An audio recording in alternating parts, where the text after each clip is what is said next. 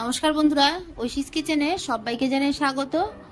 আজও আমি একটা নতুন রেসিপি নিয়ে চলে এসেছি। আজ আমি দেখাবো পটলের বড়া। যারা বাড়িতে পটল খেতে চান না তাদের একবার এইভাবে পটলের বড়া বানিয়ে দেবেন, দেখবেন তারা নিমেষেই প্লেট খালি করে দেবে, একটা বড়াও আপনার জন্য রেখে দেবে না। এটা এতটা দুর্দান্ত হয় খেতে। প্রথমেই দেখুন আমি পটলগুলোকে ছুলে নিয়েছি, দুফালি করে নিয়েছি, তারপরে এটাকে আমি গ্রেট করে নিচ্ছি। আপনারা চাইলে গোটা পটলও একইভাবে গ্রেট করে নিতে পারেন।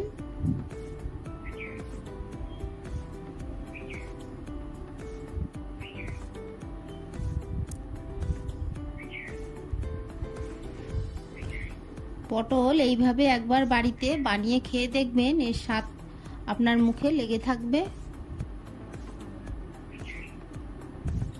এইভাবে সব পটলগুলোকে আমি গ্রেট করে নেব।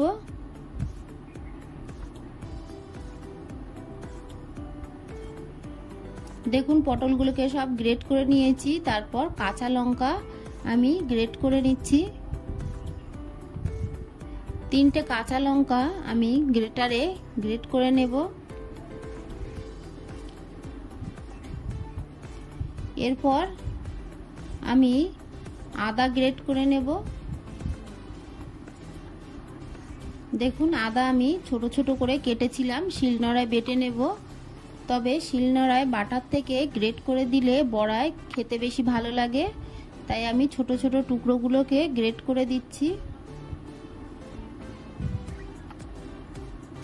1/2 ইঞ্চি আদা আমি গ্রেট করে দিলাম। এরপর দিয়ে দেব রসুন। এরকম বড় বড় রসুনের কোয়া আমি 4 কোয়া গ্রেট করে দেব।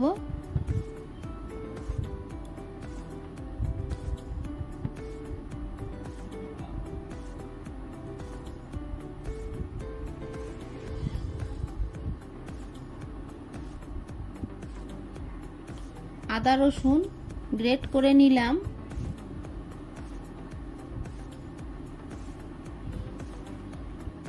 এরপরে এর মধ্যে বাকি উপকরণগুলো দিয়ে দেব। প্রথমেই আমি 1/2 টিস্পুন হলুদ গুঁড়ো দিলাম, দিয়ে দেব স্বাদ অনুযায়ী লবণ,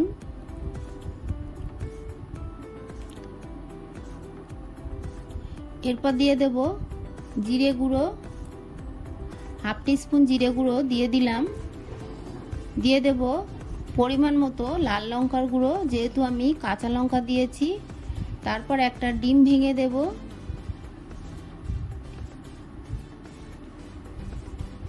এরপর দেখুন আমি বেসন দিয়ে দিচ্ছি।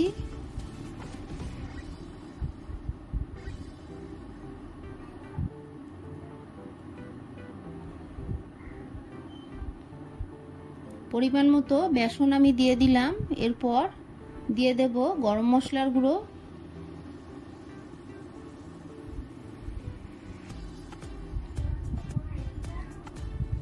গরম মশলা গুঁড়ো দেওয়ার পরে দিয়ে দেব কুচানো পেঁয়াজ।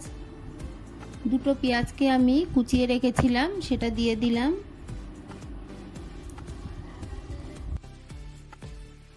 সবশেষে আমি দিয়ে দেব এর মধ্যে চালের গুঁড়ো।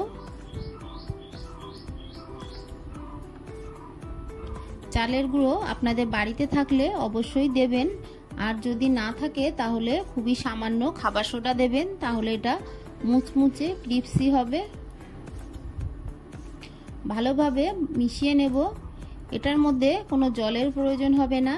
আমি যে একটা ডিম ফেটিয়ে দিয়েছি সেটাই ভালো করে মাখিয়ে নিলেই এটা রেডি হয়ে যাবে।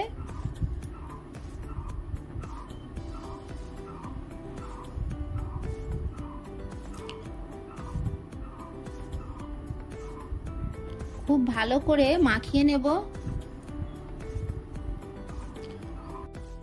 আমার এই রেসিপিটি আপনাদের ভালো লাগলে আমার চ্যানেলটিকে সাবস্ক্রাইব করে পাশে থাকা বেল আইকনটি টিপে দেবেন, তাহলে আমার নতুন নতুন ভিডিও নোটিফিকেশন আপনাদের কাছে পৌঁছে যাবে। আমি খুব সহজ সহজ রেসিপি আপনাদের দেখাই, তাহলে আপনারা বাড়িতে খুব সহজভাবেই বানিয়ে খেতে পারবেন। দেখুন এটা আমি রেডি করে নিলাম। এরপর গ্যাসে একটা কড়া বসিয়ে দিলাম। কড়ার মধ্যে দিয়ে দেব সর্ষের তেল। এই বড়াটা আপনারা সর্ষের তেলেই করবেন, তাহলে টেস্টটা বেশি ভালো লাগে। আর সাদা তেল যারা খান তারা সাদা তেল দিলেও হবে। তেলটা গরম হয়ে গেছে। এবার আমি ছোট ছোট বড়ার শেপ দিয়ে দেব। আপনারা আপনাদের পছন্দ মতো ছোট বড় যেমন চান তেমনই দেবেন। এটা খেতে কতটা সুস্বাদু আপনারা একবার বাড়িতে না খেলে বুঝতে পারবেন না। গরম ভাতে এটা থাকলে এটা দিয়েই সব ভাত খেয়ে নেবেন। আর যারা পটল একদমই খেতে চায় না তারাও কিন্তু কোনো বায়না করবে না, এটা দিয়েই খেয়ে নেবে। বুঝতেই পারবে না এটা আপনি পটল দিয়ে বানিয়েছেন।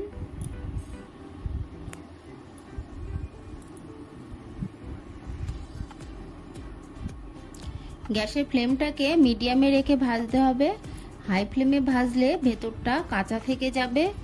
একটু সময় নিয়ে ভাজলে কাঁচা থাকবে না, খেতে দুর্দান্ত লাগবে।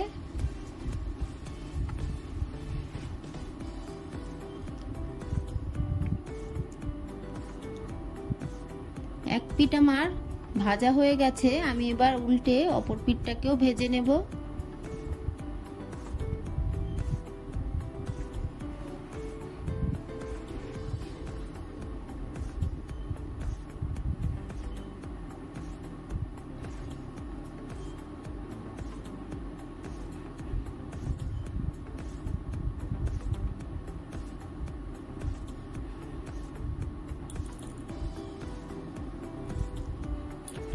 বেশ কিছুক্ষণ সময় নিয়ে নেড়ে চেড়ে আমি পটলের বড়াগুলোকে ভেজে নেব। দেখুন বেশ কিছুক্ষণ আমি নেড়ে পটলের বড়া ভেজে নিয়েছি। কালারটা দেখুন কতটা সুন্দর হয়েছে, আর খেতেও কিন্তু ততটাই সুন্দর হয়েছে। সব বড়াগুলো আমি তুলে নিলাম।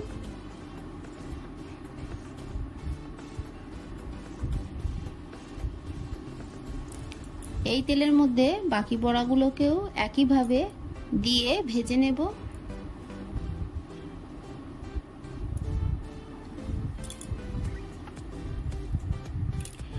আমার এই সহজ রেসিপিটি আপনাদের ভালো লাগলে প্লিজ আমার চ্যানেলটিকে সাবস্ক্রাইব করে পাশে থাকা বেল আইকনটি ক্লিক করে দেবেন, তাহলে আমার নতুন নতুন ভিডিও নোটিফিকেশন আপনাদের কাছে পৌঁছে যাবে।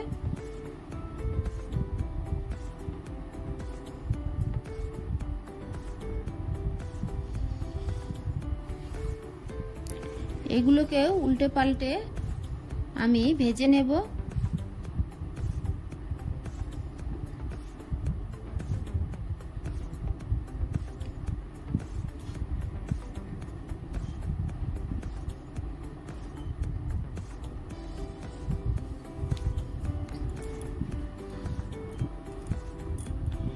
বড়াগুলোকে এরপর আমি তুলে নেব।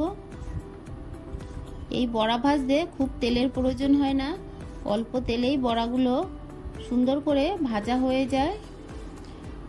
আরও অল্প একটু তেল আমি দিয়ে দেব, দিয়ে বাকি বড়াগুলোকে ভেজে নেব। রেসিপিটি ভালো লাগলে একটা লাইক করতে ভুলবেন না, আর রেসিপিটি আপনাদের কেমন লাগলো আমাকে কমেন্ট করে জানাবেন।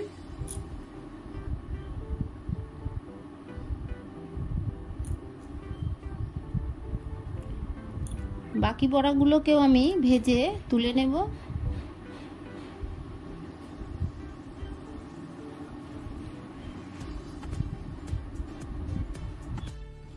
সব বড়াগুলো ভেজে নিলাম, গ্যাসের ফ্লেমটাকে অফ করে দিলাম। পুরো ভিডিওটা দেখার জন্য সবাইকে জানাই অসংখ্য ধন্যবাদ। ভালো থাকবেন, সুস্থ থাকবেন, আবার দেখা হবে পরের ভিডিওয়ে।